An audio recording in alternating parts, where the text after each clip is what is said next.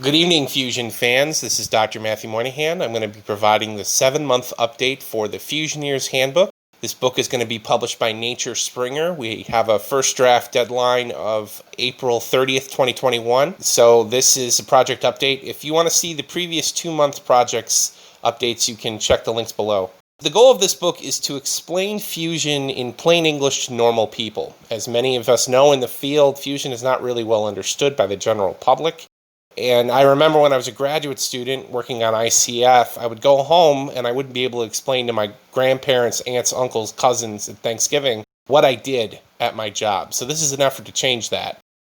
We're going to get there through 6 specific goals. The first one is most important is technical accuracy. This book has to be technically accurate, and we're going to get there through reviews. So all the material is going to be reviewed by at least one person, and most of the chapters are reviewed twice.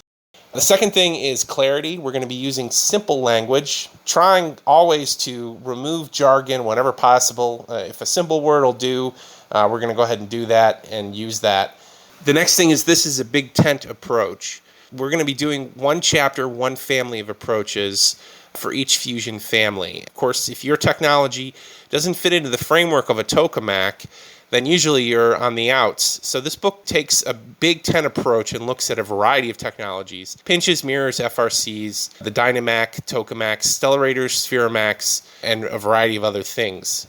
We're going to be celebrating fusion history and fusion champions. So for each chapter, there's going to be a person who dedicated maybe 30 or 40 years of their professional career to a specific technology, and we're going to be celebrating them. So the reader's going to kind of enter the field through the eyes of a specific person that was trying to build momentum around a pinch or a mirror, for example. And then we're going to be explaining fusion with cartoons. This is fusion explained with artwork and illustration, which is just very fundamentally different than other books that exist where it's typically like a derivation.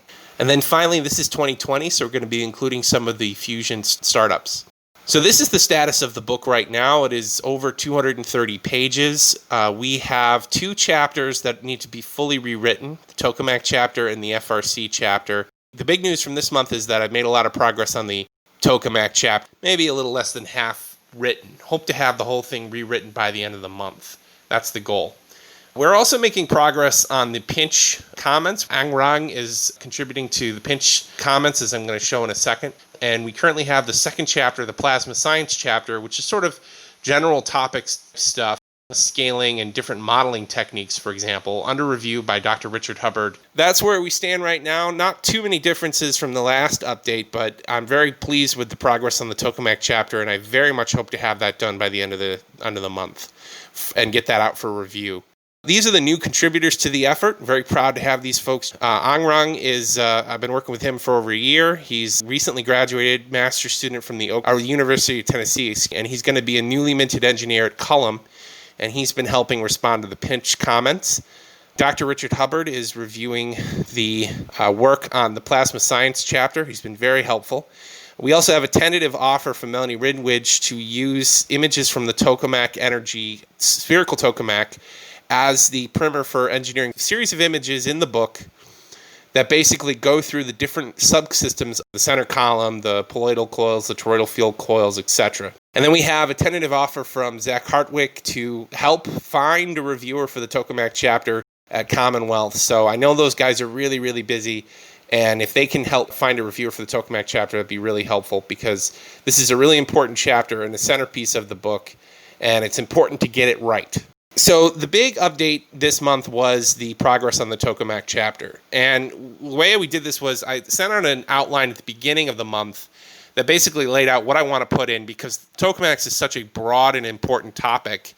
And really, this is a 10,000-foot view. So the goal is to say, okay, these are the general principles, but if you want to know more details, please read the following sources. So I'm going to be quoting a number of other really good books that are much more thorough and better than mine. These are the general topics, and I've gotten 6 of them done. So the big contributions of ITER, the design of ITER, the phenomenon of inside Tokamaks, macroscopic stability like the pedeschool, H-mode, and then transitioning into scaling laws.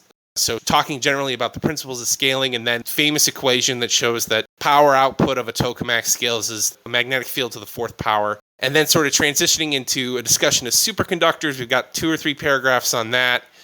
talking about what they mean, and then kind of transitioning into what they mean for tokamak and tokamak stability, and then transitioning into a discussion of tokamak energy and Commonwealth. And then I'm going to wrap up with two innovations, magnetic reconnection heating with a way to bootstrap up tokamaks, which I think is really innovative, and helicity injection, which was an idea that was floated at Princeton I thought was kind of a cool thing to add. And then we're going to have a conclusion, and we're going to have a list of other better books that the reader should look to if they want more details on any specific topic. The other thing that's going on this month is the Plasma Science Review, as I mentioned, and the response to the Pinch chapter comments. These are both really critical tasks, and I really appreciate the help from everybody that's pitching in to get this done. Okay, well, that's all I have for this month. I appreciate all the help. If anybody's interested in contributing, please reach out to me. Thank you so much for your time.